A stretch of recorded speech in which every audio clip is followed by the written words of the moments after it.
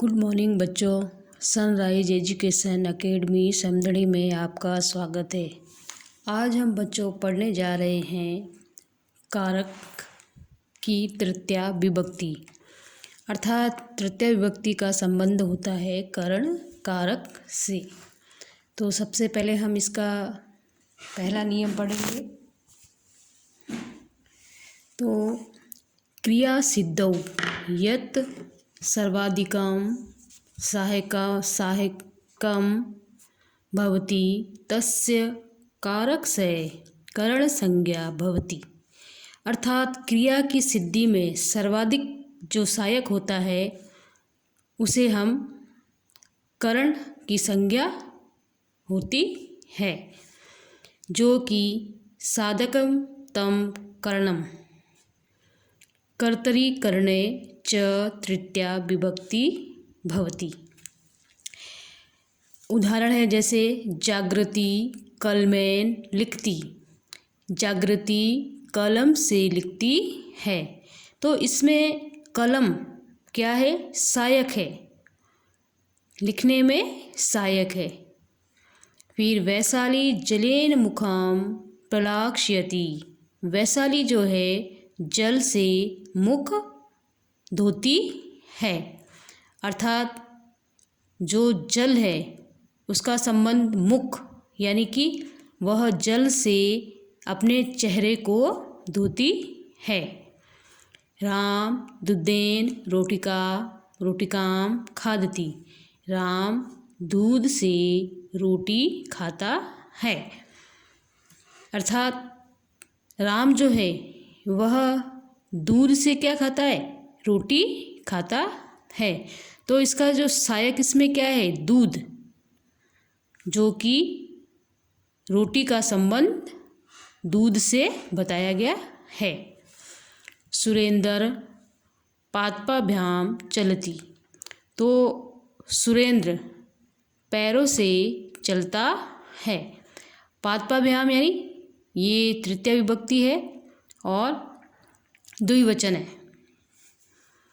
इसी तरीके से देखो, कर्मवाच्य से भाववाच्य से व अनुरक्त कर्तरि अपि तृतीया विभक्ति भवति। मतलब कर्मवाच्य या भाववाचक जो सेंटेंस होते हैं उसमें भी तृतीया विभक्ति का प्रयोग होता है। रामेण लेखः लिख्यते, तो ये जो सेंटेंस है ये कर्मवाच्य का सेंटेंस है। तो इसमें जो कर्ता है, कर्ता में प्रथम तृतीया विभक्ति का प्रयोग किया गया है। इसी तरीके से मया जलम पीयते, तो ये भी कर्मवाच्य सेंटेंस है। तो इसमें मया तृतीया विभक्ति का प्रयोग हुआ है। तेन हस्यते, ये है भाववाच्य वाक्य। तेन में तृतीया विभक्ति का प्रयोग हुआ है। अब इसके बाद में हम पढ़ेंगे इसका दूसरा नियम। दूसरा नियम जो है ये मोस्ट इम्पोर्टेंट है बच्चों एग्ज़ाम की दृष्टि से। सह सकाम समम सार्धम शब्दानाम योगे तृतीया विभक्ति भवति। अर्थात सह साकाम समम सार्धम, ये जो शब्द जिस वाक्य में होते हैं तो उसके साथ तृतीया विभक्ति का प्रयोग होता है। तो इन शब्दों का अर्थ होता है साथ साथ। जैसे पहला उदाहरण है इसका, जनकः पुत्रेण सह गच्छति। इसका जो हिंदी अर्थ होगा, पिता के साथ पुत्र जाता है। तो इसमें जनकः कर्ता है और पुत्रेण में तृतीया विभक्ति का प्रयोग हुआ है। क्यों हुआ है? क्योंकि इसके साथ सह आया है, तो इसलिए जो है इसमें तृतीया विभक्ति का प्रयोग हुआ है। इसी तरह से सीता गीताय साखम पढ़ती, सीता गीता के साथ पढ़ती है। तो इसमें साकम शब्द आया है और गीत्या जो है इसमें तृतीया विभक्ति का प्रयोग हुआ है। ते स्वमित्रैः सार्धं क्रीडन्ति, वे सब अपने मित्र के साथ खेलते हैं। तो स्वमित्रैः में तृतीया विभक्ति का प्रयोग हुआ है और सार्धम जो शब्द है ये इसका कारण हो जाएगा। तवम गुरुणाम समम वेद पाठम करोसि। अब इसमें समम शब्द आया है और गुरुणाम जो कि तृतीया विभक्ति है, तो समम तो शब्द योग्य कारणम हो गया और गुरुणाम जो है वो तृतीया विभक्ति हो गई। अब इसमें हम पढ़ेंगे तीसरा नियम।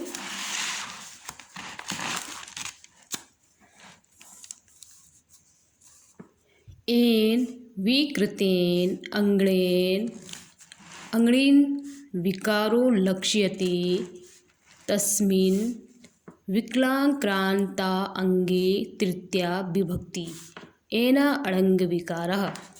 अर्थात इस वाक्य का अर्थ यह है कि यदि हमारे शरीर का कोई भी जो अंग विकृत हो यानी खराब हो, बिगड़ा हुआ हो, तो उसमें भी तृतीया विभक्ति का प्रयोग किया जाता है। जैसे कि नेत्र है, नेत्र से अंधा होना, कान से बहरा होना, पैरों से लगड़ा होना, सिर से गंजा होना और आँखों से अंधा होना। तो इसी प्रकार से इसके भी सेंटेंस दिए गए हैं बच्चों।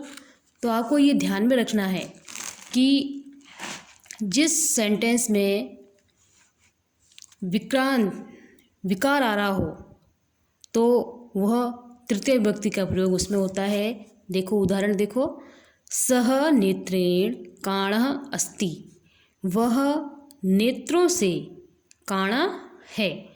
तो नेत्रेण यहाँ पे तृतीय विभक्ति का प्रयोग हुआ है और जब हम इसका कारण लिखेंगे तो कारण में हम लिखेंगे एना अड़ंग विकारः कारणम। तो इस तरीके से हम इसका आंसर लिखेंगे जब एग्ज़ाम में हमसे पूछा जाएगा तब। बालकः कर्णेन बधिर वर्तते, बालक जो है वह कानों से क्या है, बहरा है। तो कर्णेन में तृतीय विभक्ति का प्रयोग हुआ है और एना अड़ंग विकारः कारणम अस्ति। तो इसमें आपको कारण में जो है इस शब्द को लिखना पड़ेगा। इसी तरीके से साधु पादेन खड़ंग अस्ति, साधु जो है पैरों से क्या है, लंगड़ा है। तो इसमें पादेन में तृतीय विभक्ति का प्रयोग हुआ है और एना अड़ंग विकारः कारणम। इसी तरीके से श्रेष्ठी सिरसा खलवटा विद्यते, यानी जो श्रेष्ठी है, सेठ है, वो क्या है, सिर से गंजा है। तो सिरसा में तृतीय विभक्ति का प्रयोग हुआ है और एना अड़ंग विकारः जो है इसका कारण हो जाएगा। सूरदास नेत्राभ्याम अंध आसीद, सूरदास जो थे वे क्या थे, नेत्रों से अंधे थे। तो इसमें नेत्राभ्याम तृतीय विभक्ति का प्रयोग हुआ है और एना अड़ंग विकारः कारणम। अब चौथा जो नियम है उसमें एन चिन्नेन कस्यचित् अभिज्ञानं भवति तस्मिन् चिन्हवाचिनि शब्दे तृतीया विभक्ति भवति इत्थम्भूत लक्षणे। अर्थात कहने का मतलब है कि यदि कोई व्यक्ति अपने चिन्ह विशेष से अलग ही दिखाई देता है या उसकी पहचान होती है तो उसमें भी तृतीया विभक्ति का प्रयोग किया जाता है। तो अब इसमें जैसे उदाहरण है, सह जटाभि तापसः प्रतीयते, वह जटाओं से तपस्वी प्रतीत होता है। तो इसमें जटाभि, इसमें तृतीया विभक्ति का प्रयोग हुआ है, जटाभि जो कि तृतीया विभक्ति बहुवचन है। और इसमें कारण में हम क्या लिखेंगे? कारण में हम लिखेंगे इत्थम भूत लक्षणे कारणम। स बालक पुस्तकै छात्रः प्रतीयते। वह बालक जो है पुस्तकों से छात्र प्रतीत होता है। तो इसमें पुस्तकै जो है तृतीय विभक्ति है और कारण में हम लिखेंगे इत्थम भूत लक्षणे कारणम। इसी तरीके से देखो 5वां नियम इसका, हेतुवाची शब्दे तृतीय विभक्ति भवति। हेतु यानी हेतुवाची शब्द होने से उसमें तृतीय विभक्ति का प्रयोग किया जाता है। पुण्येन हरि दृष्ट, हरि के लिए मतलब या ईश्वर को पाने के लिए वह पुण्य का कार्य करता है। तो इसमें भी हेतु, तो पुण्येन तो हो जाएगा इसका, इसमें तृतीय विभक्ति, और हेतु इसका कारण हो जाएगा। हेतु कारण योगी। इसी तरीके से सह अध्ययनेन वसति, वह अध्ययन के लिए रहता है। तो अध्ययनेन तृतीय विभक्ति और हेतु इसका कारण योग्य हो जाएगा। विद्याय यशः वर्धते, यानी विद्या से यश में वृद्धि होती है। तो विद्याय में तृतीय विभक्ति का प्रयोग है और इसका कारण हो जाएगा हेतु शब्द योगे कारणम। अब इसका 6 नियम है, प्रकृति आदि क्रिया विशेषण शब्देषु तृतीय विभक्ति भवति। यानी प्रकृति आदि क्रिया विशेषण शब्दों में जो है तृतीय विभक्ति का प्रयोग होता है। प्रकृत्या आदि भय उपसंख्या नाम, तो स प्रकृत्या साधु अस्ति, यानी कि वह साधु जो है प्रकृति से वह साधु दिखाई दे रहा है। प्रकृति का मतलब देखा जाए तो स्वभाव भी होता है। तो इसमें प्रकृत्या जो है इसमें तृतीय विभक्ति का प्रयोग हुआ है और कारण में हम लिखेंगे प्रकृत्या आदि भय उपसंख्या नाम। यदि आपके ये सेंटेंस एग्जाम में आते हैं तो आप इस तरीके से इसका आंसर लिखोगे। गणेशः सुखेन जीवति, गणेश क्या सुख से रहता है या जीवित अपना जीवन व्यतीत करता है। तो सुखेन तृतीय विभक्ति और प्रकृत्या आदि भय उपसंख्या नाम कारणम। इसी तरीके से प्रियंका सरलताया लिखती, प्रियंका जो है सरलता से लिखती है। मूर्ख दुखेन जीवति, यानी मूर्ख जो व्यक्ति होता है दुख में अपना जीवन जो है व्यतीत करता है। तो दुखेन जो है उसमें तृतीय विभक्ति का प्रयोग होगा और प्रकृत्या आदि भय उपसंख्या नाम कारणम योगी। अब इसका 7वां नियम पढ़ेंगे। 7वां नियम जो है एग्ज़ाम की दृष्टि से भी ये मोस्ट इम्पोर्टेंट है। निषेधा अर्थकस्य अलम इति शब्दस्य योगे तृतीय विभक्ति भवति, यानी कि निषेध अर्थ में और अलम अर्थ में जो है तृतीय विभक्ति का प्रयोग होता है। यानी अलम जो शब्द है उसका अर्थ निषेध अर्थ में किया जाता है। निषेध यानी मना करना। अब जैसे उदाहरण है अलम हसीतेन, यानी कि हंसो मत। तो हसीतेन जो है तृतीय विभक्ति का प्रयोग हुआ है और अलम शब्द योगे कारणम। इसी तरीके से अलम विवादेन, विवादेन में तृतीय विभक्ति का प्रयोग हुआ है और अलम शब्द योगे कारणम। तो यदि आपके एग्ज़ाम में ये सेंटेंस आता है तो आप इसमें हसीतेन तो तृतीय विभक्ति हो जाएगी और अलम शब्द योगे कारणम हो जाएगा। तो अब हमारी जो ये तृतीय विभक्ति थे इसके जो नियम थे वो तो पूरे हमने पढ़ लिए हैं। अब हम इसमें आपको गृह कार्य देते हैं। गृह कार्य देखो बच्चों, एग्ज़ाम में आपके जो प्रश्न आएगा वो इस तरीके से आएगा। अधस्तनेषु रेखांकृत शब्देषु विभक्ति कारणम लिखत। यानी कि नीचे जो रेखांकित जो शब्द किया गया है उसमें आपको कौन सी विभक्ति है वो बतानी है और इसका क्या कारण है वो आपको बताना है। तो कल्पना करो कि आपके एग्ज़ाम में ये सेंटेंस आ गया, साधुः कर्णाभ्याम बधिरः अस्ति। साधु जो है कानों से बहरा है। तो कर्णाभ्याम ये जो है तृतीय विभक्ति द्विवचन है। द्विवचन कैसे? क्योंकि कान कितने होते हैं हमारे? 2 होते हैं, तो इस वजह से यहाँ पे द्विवचन का प्रयोग हुआ है। तो कर्णाभ्याम तृतीय विभक्ति और इसमें जो कारण कैसे क्या लिखेंगे? एना अड़ंग विकारः कारणम। इसी तरीके से रामेण स सीता वनम अगच्छत। राम के साथ सीता वन गई थी। तो रामेण तृतीय विभक्ति और सह शब्द योगे कारणम, ये हम पढ़ चुके हैं। ये भी अलम विवादेन तृतीय विभक्ति और अलम शब्द योगे कारणम। सीता गीत्या सह पढ़ती, ये सेंटेंस भी हमने अभी पढ़ा है। तो गीत्या में जो है तृतीय विभक्ति है और सह शब्द योगे कारणम हो जाएगा। इसी तरीके से साधु शब्देन खड़ंग अस्ति।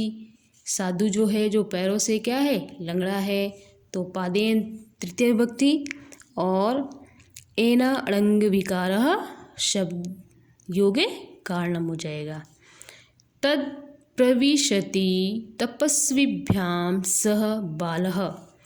तपस्विभ्याम यानी 2 तपस्वियाँ, तो ये तृतीय विभक्ति बहुवचन है और इसमें जो बालः शब्द है ये बालक के लिए आया है और सह जो है वो शब्द योगे कारणम है। तपस्विभ्याम जो है वो तृतीय विभक्ति द्विवचन है। अब इसमें मया सहेव मातर अभिनिंदयसि, तो इसमें भी सह शब्द का प्रयोग हुआ है। मया जो है ये तृतीय विभक्ति है और सह शब्द योगे कारणम। इसी तरीके से अकबर सह सेनाय सह प्रतापस्य युद्धम अभवत्। तो सैन्य तृतीय विभक्ति और सह शब्द योगे कारणम। तो इस तरीके से आपको इन सभी जो वाक्य है उसका आंसर आपको लिखना पड़ेगा, जिसमें आपको विभक्ति कौन सी है और कारण क्या है वो मैंने अभी आपको बता ही दिया है। तो फिर इसका आंसर आपको यहाँ पे लिखना पड़ेगा। तो ये तो होगी आपके तृतीय विभक्ति। इसमें यदि आपको कोई प्रॉब्लम हो तो आप स्कूल आइए, जो भी डाउट क्लास जिस दिन आपके लगती है उस दिन आके आप मुझसे इसमें से जो समझ में नहीं आया है वो पूछ सकते हैं। अब इसके बाद में हम पढ़ेंगे बच्चों चतुर्थी विभक्ति। चतुर्थी विभक्ति अर्थात संप्रदान कारक। चतुर्थी विभक्ति में जो है हम सबसे पहला नियम पढ़ेंगे। दानस्य कर्मणा कर्ता यम संतुष्टं क्रतुम इच्छति स संप्रदानम इति कथ्यते। यानी दान, इसमें दान से संबंध बताया गया है। जैसे कि इसमें आपको ये ध्यान में रखना है कि यदि सेंटेंस में दान से संबंधित कोई बात चल रही हो तो हमें समझ आना चाहिए कि उसमें चतुर्थी विभक्ति का प्रयोग हुआ है। आप जैसे देखो नृपः निर्धनाय धनम यच्छति। तो निर्धनाय में तो चतुर्थी विभक्ति का प्रयोग हुआ है और धनम यच्छति यानी उसने दान दिया है, यानी कि राजा ने निर्धन को धन दिया है। और दानस्य योगे कारणम हो जाएगा, या फिर यच्छ धातु योगे कारणम भी हो सकता है। इसी तरीके से इसमें भी देखो बच्चों, बालकः स्वमित्राय पुस्तकं ददाति। अब इसमें देखो स्वमित्राय, स्वमित्राय में तो जो तृतीय विभक्ति का प्रयोग हुआ है, और ददाति यानी देना, वही दान देना, तो इसमें दा धातु योगी कारणम हो जाएगा। इसी प्रकार से दूसरा नियम देखो, रुच्य अर्थानां धातूनां प्रयोगे यह प्रियमणा भवति तस्य संप्रदान संज्ञा भवति संप्रदाने च चतुर्थी विभक्ति भवति। यानी यदि किसी सेंटेंस में रुचि यानी कि रुच, जो रुच धातु आती है, तो उसमें चतुर्थी विभक्ति का प्रयोग होता है। तो भक्ताय रामायणम रोचते, तो अब रोचते, रोचते तो क्रिया हो गई, अब इसकी धातु क्या होगी, रुच। तो इस प्रकार से हम समझ जाएंगे कि भक्ताय में तो चतुर्थी विभक्ति का प्रयोग हुआ है, और रोचते अर्थात रुच धातु योगे कारणम। इसी प्रकार से बालकाय मोदकानि रोचन्ते, तो बालक को क्या अच्छे लगते हैं, लड्डू अच्छे लगते हैं, तो बालकाय चतुर्थी विभक्ति और रुच धातु योगे कारणम। गणेशाय दुग्धम स्वदन्ते, अब इसमें भी गणेशाय में चतुर्थी विभक्ति का प्रयोग हुआ है, और दत्ते यानी दा धातु है, इसमें भी देता है। फिर दा धातु शब्द योगे कारणम। अब इसका है तीसरा नियम, क्रोधा आदि अर्थानां धातूनां प्रयोगे यम प्रति कोपा अधिकम क्रियते तस्य संप्रदान संज्ञा भवति। संप्रदाने च चतुर्थी विभक्ति भवति। अर्थात कहने का मतलब है क्रोध अर्थ में, और कोपा आदि, कोप का मतलब भी क्रोध ही होता है। तो इन धातुओं में भी जो है चतुर्थी विभक्ति का ही प्रयोग होगा। जैसे देखो क्रुद्ध, जिसका अर्थ होता है क्रोध करना, तो इसका जो सेंटेंस है, पिता पुत्राय क्रुध्यति, पिता जो है पुत्र पर क्या करता है, क्रोध करता है। तो पुत्राय चतुर्थी विभक्ति, और क्रुद्ध शब्द नहीं, सॉरी, धातु है ये, तो क्रुद्ध धातु योगे कारणम हो जाएगा। इसी प्रकार से द्रोह करना, किंकर नृपाय द्रुह्यति, तो इसमें भी नृपाय जो है, इसमें चतुर्थी विभक्ति का प्रयोग हुआ है, और द्रुह धातु योगे कारणम हो जाएगा। इसी प्रकार से दुर्जनः सज्जनाय ईर्ष्यति, ईर्ष्या करना, तो इसमें भी जो है चतुर्थी विभक्ति का प्रयोग हुआ है सज्जनाय, और ईर्ष्य धातु योगे कारणम। असूह, जिसका अर्थ होता है निंदा करना, सुरेशः महेशाय असूयति, इसमें महेशाय में चतुर्थी विभक्ति का प्रयोग हुआ है, और अशुह जो है वो धातु योगे कारणम हो जाएगा। तो ये जो क्रुध्यति, द्रुह्यति और ईर्ष्यति, असूयति, ये सब क्या है, धातु है, ना कि शब्द है। इसी प्रकार से अब है चौथा नियम, स्पृह धातो प्रयोगे यह ईप्सितः भवति तस्य संप्रदान संज्ञा भवति। स्पृह यानी कि इच्छा करना, तो बालकः पुष्पाय स्पृशयति, यानी बालक जो है उसकी इच्छा क्या है, पुष्प को प्राप्त करना, यानी उसकी इच्छा क्या है, पुष्प को प्राप्त करना। तो स्पर्श, इसमें भी अगर ये धातु आती है तो इसके साथ भी चतुर्थी विभक्ति का ही प्रयोग होगा। अब इसमें पुष्पाय में चतुर्थी विभक्ति का प्रयोग हुआ है और स्पर्शः धातु योगे कारणम हो जाएगा। अब इसी प्रकार से देखो बच्चों, आपका जो 5वां नियम है, वैसे तो इसके जो नियम है वे सभी इम्पोर्टेंट हैं एग्ज़ाम की दृष्टि से।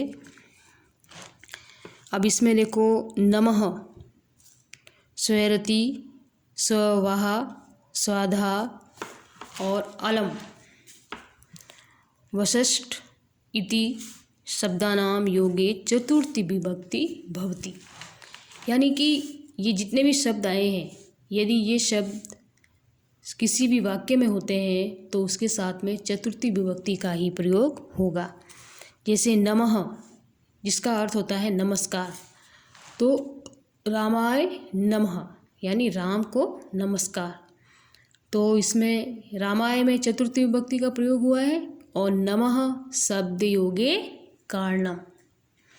अब स्वैरति, जिसका अर्थ होता है कल्याण, गणेशाय स्वैरिति, यानी कि गणेश जो है वो सबका क्या करते हैं, कल्याण करते हैं। तो गणेशाय में चतुर्थी विभक्ति है और स्वैरिति शब्द योगे कारणम हो जाएगा। इसी प्रकार से स्वाहा यानी आहुति, प्रजापत्य स्वाहा, तो इसमें भी प्रजापत्या चतुर्थी विभक्ति और स्वाहा यानी शब्द योगे कारणम, ये सभी शब्द हैं। तो आपको ये जो शब्द हैं ये आपको इन शब्दों को ध्यान में रखना है कि ये जो शब्द हैं यदि किसी भी वाक्य में आते हैं तो उसमें चतुर्थी विभक्ति का ही प्रयोग होगा। अब जैसे पितृभय, तो इसमें भी चतुर्थी विभक्ति का प्रयोग है। सूर्याय चतुर्थी विभक्ति, दैत्यभय, हरि अलम। अब आपको ध्यान में रखना है कि अलम जो है वो तृतीय विभक्ति में भी आया है और चतुर्थी विभक्ति में भी आया है, लेकिन इसमें फ़र्क है। इसमें जो है दैत्यभय जो है चतुर्थी विभक्ति का प्रयोग है और यहाँ पे अलम शब्द का अर्थ समर्थ अर्थ में दिया गया है, और जो तृतीय विभक्ति थी उसमें अलम शब्द का अर्थ निषेध अर्थ में दिया गया था। तो इसमें आपको थोड़ी सा ये जो है इसको थोड़ा आपको ध्यान में रखना है। फिर 6 नियम, धार्यते प्रयोगे यह उत्तम वर्ण ऋणदाता भवति तस्य संप्रदानम संज्ञा स्यात् संप्रदाने च चतुर्थी विभक्ति भवति। मतलब धारण अर्थ में या ऋण अर्थ में जो है चतुर्थी विभक्ति का प्रयोग होगा। तो इसमें आपके जो उदाहरण है वो एक ही सेंटेंस या वाक्य दिया हुआ है। देवदत्तः यज्ञदत्ताय शतम धार्यति। देवदत्त यज्ञदत्त का 100 रुपये का क्या है, ऋणी है। तो इसमें यज्ञदत्ताय में चतुर्थी विभक्ति का प्रयोग हुआ है और धार्यति यानी धार जो धातु है वो शब्द योगे कारणम हो जाएगा। अब इसी प्रकार से यस्मै प्रयोजनाय सा क्रिया क्रियते तस्मिन् प्रयोजनवाचिनि शब्दे चतुर्थी भवति। यानी जिस सेंटेंस में किसी प्रयोजन से कोई कार्य किया जा रहा है तो इसमें भी चतुर्थी विभक्ति का प्रयोग होगा। जैसे देखो, सह मोक्षाय हरिम भजति, तो वह मोक्ष के लिए हरि को भजता है यानी उनका भजन करता है। तो मोक्षाय चतुर्थी विभक्ति का प्रयोग और प्रयोजनाय कारणम भवति, यानी कि इसमें प्रयोजन है, उसको क्या प्रयोजन है उसका, कि उसको मोक्ष चाहिए, इस वजह से वह हरि का भजन करता है। इसी तरीके से बालकः दुग्धाय क्रंदति, यानी बालक दूध के लिए क्या करता है, रोता है। तो इसमें भी क्या है, एक प्रयोजन है, एक कारण है कि बालक को दूध चाहिए, इस वजह से वह रोता है। अब इसका 8वां नियम,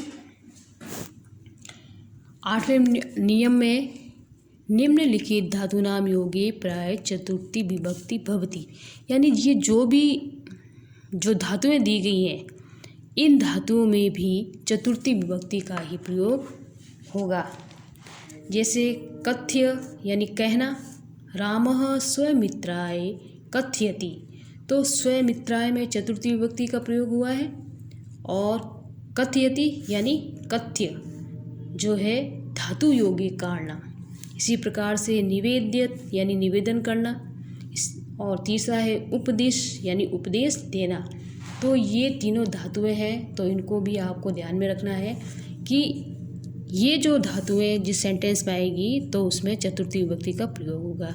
इसमें गुरुवे में चतुर्थी विभक्ति है, सज्जनाय में चतुर्थी विभक्ति है, और ये इसके हो जाएंगे कारण। जो भी ये धातु है वो इसके कारण हो जाएंगे। तो एक बार का आपको ध्यान में रखना है कि कथयति में धातु जो निकलती है वो कथ्य है, तो आपको कथ्य धातु योगे कारणम लिखना है, ना कि आपको कथयति धातु योगे कारणम लिखना है। अब आपका होमवर्क में आपको रेखांकितयो पद्यो प्रयुक्त विभक्ति तद कारणम च लिखती, यानी कि जो सेंटेंस दिया गया है जिसके नीचे अंडरलाइन की गई है वहाँ पे आपको विभक्ति का नाम लिखना है कि ये कौन सी विभक्ति है और इसका कारण क्या है। तो जैसे कि बालकाय मोदकम रोचते यानी रोचते रुचि, तो इससे हमें पता चल जाएगा कि इसमें चतुर्थी विभक्ति का प्रयोग हुआ है। तो बालकाय में चतुर्थी विभक्ति और रुच धातु योगे कारणम। इसी प्रकार से नृपाय ब्राह्मणाय गाम ददाति, तो राजा ने ब्राह्मण को गाय देता है। राजा जो है ब्राह्मण को क्या देता है, गाय देता है। तो इसमें ब्राह्मणाय में तो चतुर्थी विभक्ति का प्रयोग हुआ है, और ददाति दा धातु योगे कारणम। तो इस तरीके से आपको इनके सबके आंसर लिखने हैं। तो ये हमारी जो है चतुर्थी विभक्ति कंप्लीट हो चुकी है। यदि आपको इसमें से कुछ समझ में नहीं आए तो आप डाउट क्लास में अवश्य आइए, और आपको जो भी डाउट है उसको आप क्लियर कीजिए। अब इसके बाद में बाकी की जो विभक्ति हैं वो हम नेक्स्ट यानी अगले दिन पढ़ेंगे, और आप इनको पढ़ना और होमवर्क करना, और जो समझ में नहीं आए वो आप बताइए। आज के लिए इतना ही काफ़ी है बच्चों। ओके।